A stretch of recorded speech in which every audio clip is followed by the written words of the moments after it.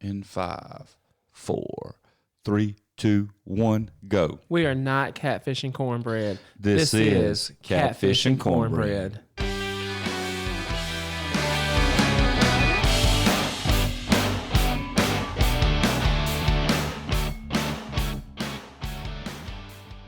Hello, Friend. Not. I'm going to tell you what, you're a great friend to sell me out like that right here in front of everybody.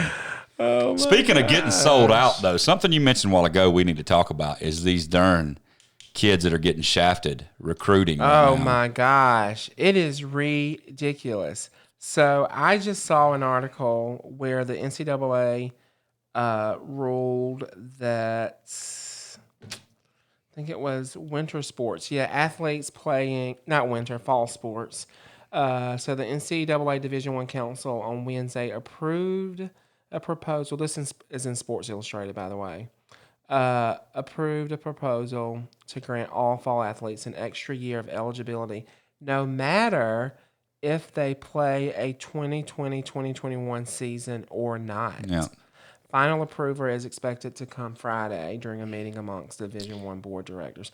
Are the board of directors for the Division I think I could be wrong, it's made up of presidents or athletic directors from Division I institutions. I would that would make so. sense. I don't know how that works. I would imagine they would have, if it wasn't completely comprised of that, I would imagine it would majority would be comprised of that.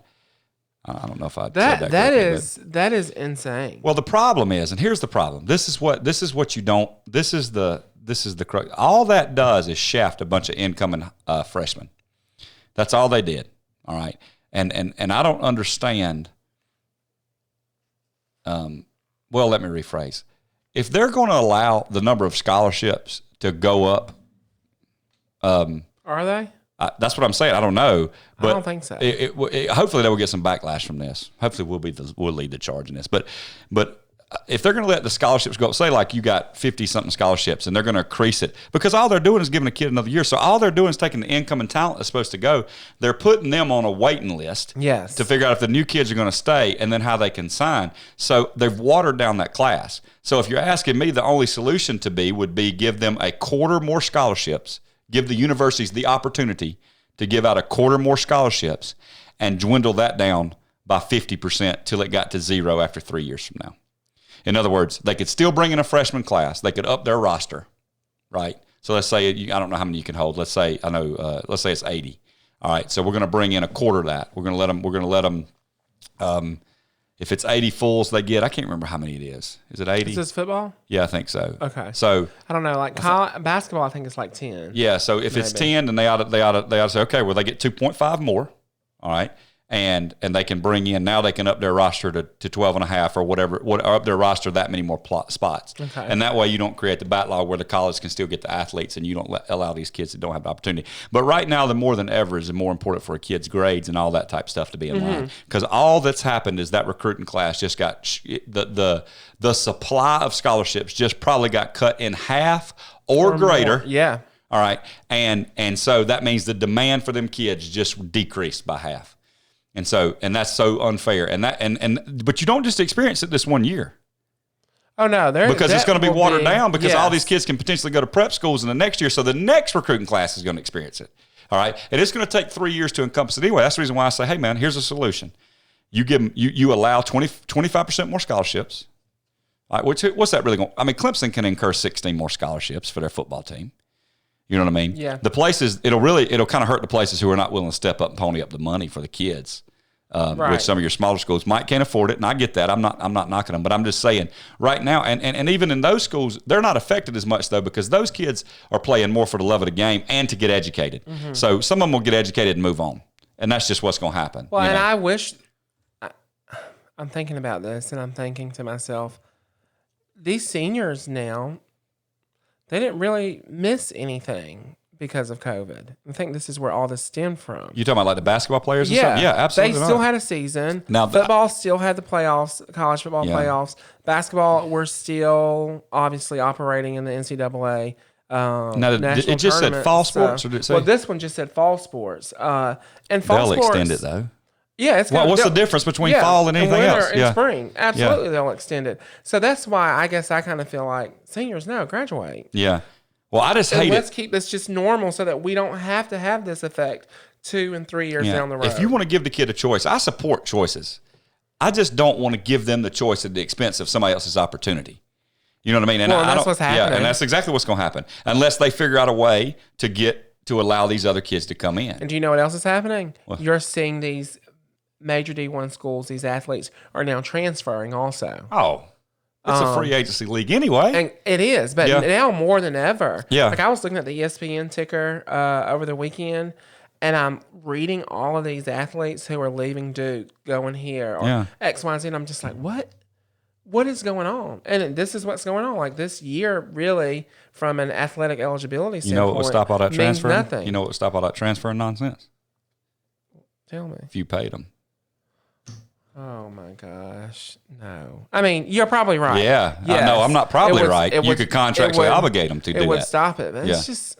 I agree with you, but that's what I'm saying. If you're gonna make it a free agency league anyway, which let's be honest, the Masters, the what's it called, the post grad transfer or whatever it is, you get your degree and then you can transfer. Whatever. All right, all that crap. All that did is make it a free agency league. You can transfer from a university to another university. And the reason why they said it was do it is, because of majors. They both have the same majors. You can still transfer and play ball there. Yeah. All right, so they turned it into a free agency league it just identifies that. What are they doing that for? Because they want to increase competition. Because Jalen Hurts going to Oklahoma is a great story for the college football playoffs. All right. So I'm not knocking them. I'm just saying pay the man. That's what I'm saying. I'm not knocking them. I'm saying, hey, man, you've identified you want this to be about money. All right. So, hey, if you're going to let him do that because it puts money in your pocket, find some way to monetize his. I'm not saying you got to pay him. You're exactly right. You got to take into education. You got to take into masters. You got to take him into anything. But find a way to monetize that man because you were picking his pocket. Well, I'm sure they are illegally finding. Well, I hope not. I wouldn't want to accuse anybody of anything. I don't want to accuse either. But I understand what you're saying. But I mean, again, all that's going away now. If you pay them, you ain't got to worry about any of that. It's like, no, this is a contract. It's a business. It's a business decision. And so I know that people are going to go where the money is. I agree. If they can. I agree. Yeah, I agree. And they'll have to be able to, but they're doing that anyway. Alabama's not suffering for football players. No, and they You know what I mean? And so in my opinion, and I don't know, I mean, I know you can't do a salary cap and all that, but there's a way to monetize it for those guys, I think. Anyway, we talked about that last week. Ain't no sense in getting on that kick again. But I just say that fixes a lot of those problems, and people think people think it's such a bad thing, such as you. Well, I do. Not that I think it's a bad thing. I just disagree with it. All right, we got a vote coming up here. Okay. All right, we're going to move it. We're going to kick it down the road. Okay. I got a little paper right here from my son, and this is not his best work. Okay, just so you know, he made a 60 on this paper. All right, but I admired his creativity so much that I wanted to share this with you, and I want to share it with the world. And I want you guys to comment down below if you think he should have received credit for these answers. All right? You got me. Now, you're an English teacher. This seems to be English. Okay. It says... well, what's the title? Was he supposed to read something? I guess I need. I'm going to give you some context. We got you. I got you back here. Now, Man, calm down. I'm a teacher too. I know. I'm good at this. Good Lord. It's the delivery. Yeah. All right. This is the house that Jane built, and there's 6 words below that we have to use: elegant, vowed, tackled, generous, transform, and peaceful. Okay. And he missed 2 of those. He didn't understand elegant or vowed. Okay. So he put them in the wrong sentence. Fair enough. Okay. Below there's what grade? 4th, 3rd. 3rd. Okay. And I hope that's correct. Kai's in 5th, he's in 3rd. I'm so bad at that. Yes, he's in 3rd. Okay. Choose, and the directions were choose 2 words, but the teacher scratched it out and wrote 4 above it. Choose 4 words, write a sentence using each word chosen. All right. The words are ramshackle, outhouse, flocked, and community. Okay. All right. Number 1, people use the bathroom in an outhouse. Received credit. Oh, I was about to say, did surely receive credit for that. Star is a community. Receive credit. This is when it gets good, guys. I have no clue what flocked means. That's his sentence. Well. And then, I wonder what ramshackled means. Is that not the greatest thing you ever heard in your life? I was like, this 60, I am proud of this 60. Now, you vote down below if the junior man should get, your child. Should he get credit for those words? And of course, I had to explain, son, they're asking you vocabulary words, and what they want you to do is demonstrate meaning. And you actually did the opposite of that. So I get it. I'm not, this is not a tackle to teacher. But I feel like he should get half credit for creativity at least. You know what I mean? Dude, read the instructions again, because I literally I'm all about creativity, but I'm also literal. Literally, he's right. So that's why I'm asking you to read the directions again. Choose 4 words. Uh-huh. Write a sentence using each word chosen. Okay, so again, not a knock on the teacher, because I definitely understand the exercise. As a high school teacher, I would have given him credit, because what I would have said was, let me look at my instructions. Yeah, I got you. I just love that the Joker had enough creativity to write a word that do what he was supposed to do, even though he didn't demonstrate he knew the word. And I'm not upset. I don't want anybody.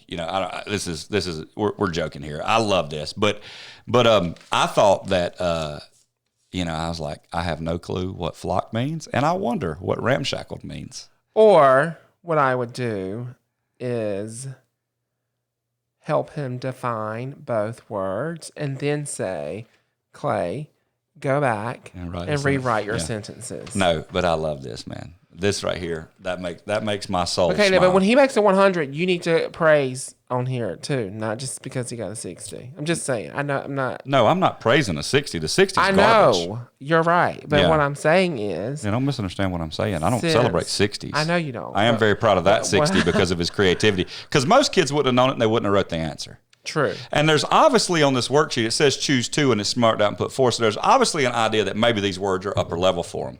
You see what I'm saying? Mm-hmm. So he hit the original. And again, I don't care. Whatever the teacher wants to do is fine. He's got to be prepared for it. But 60s are crap. I like this 60. This 60 right here, I'm good with. Are you going to frame it? I may. Or put it like in a scrapbook when he gets married. Dude, this is going on YouTube.